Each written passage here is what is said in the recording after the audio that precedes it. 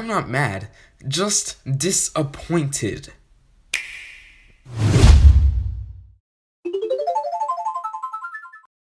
Hey guys, it's Professor Pro, and Mario Kart Tour has recently released for mobile devices.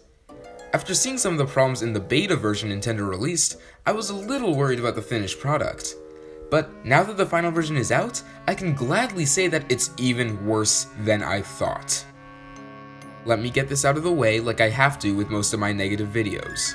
If you enjoy Mario Kart Tour, that's completely fine. I'm not judging anyone for liking the game, I'm simply giving my thoughts on how Nintendo handled it.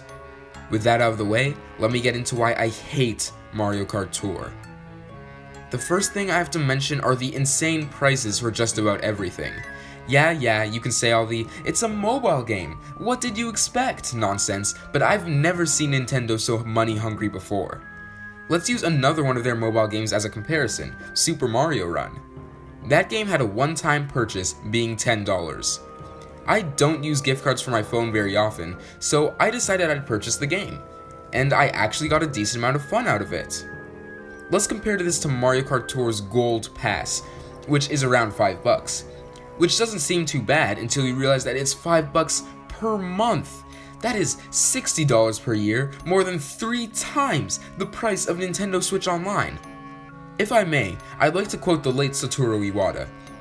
Back in March 2015, when Nintendo had just announced they were going to start going mobile, he had this to say: "It's even more important for us to consider how we can get as many people around the world as possible to play Nintendo smart device apps, rather than to consider which payment system will earn the most money." Mario Kart Tour goes against this philosophy completely, and is honestly really embarrassing for Nintendo. Oh, you guys wanted Diddy Kong back? Here, you can have him for $50. The worst part about this is how the game handles unlocks, which are basically just loot boxes. If you had a list of things to never put in Mario Kart, loot boxes would easily be at the top of that list.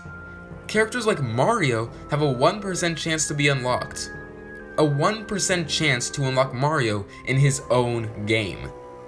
Then of course you have the frenzy system giving the rarest characters more item slots, creating more incentive to buy them. Here's the thing about free-to-play games. Almost all of them have some sort of purchases you can make, so I'm not blaming Nintendo for allowing you to spend money on the game. That's just business.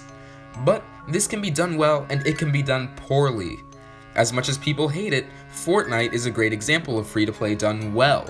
Everything purchasable is completely cosmetic, it won't give you any sort of competitive advantage. In theory, someone that's bought nothing can do just as well as someone who's bought the game's entire catalog. When Mario Kart Tour's multiplayer comes out, people who play the game for free will be hopelessly underpowered against people who have the money to waste on it. But you know what? This can all technically be excused, because it's just a mobile game, right?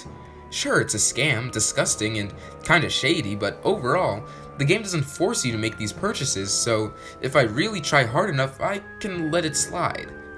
But do you know what I can't let slide? Nintendo purposefully misleading their customers. Mario Kart Tour uses a fairly new technique in mobile gaming of using fake names for bots, tricking the user into thinking that they're going against real people. Tour uses profile pictures from actual players, but that doesn't make it any better. The amount of people that were completely flabbergasted when I told them that they were only winning against computers was ridiculous. This is just disgusting.